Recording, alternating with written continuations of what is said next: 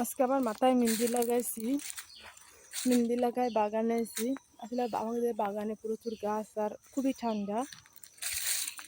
আর এই যে দেখেন কতগুলো আমজুম পাড়েছি, পাইকে সব কালো হয়ে আছে।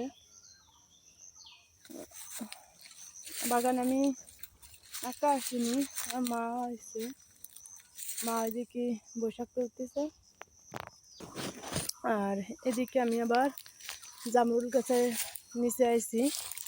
দেখেন জামরুলের অবস্থা, মানে কত ফল খাবো। এদিকে আমজুম, এদিকে এটা কি বলে ভুলে গেলাম, জামরুল নষ্ট হয়ে যাচ্ছে।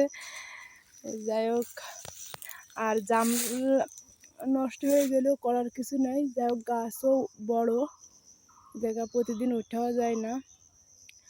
আর জামরুল মানে আমজুম খাইলে দাঁতের অবস্থা খুবই খারাপ হয়ে যায়।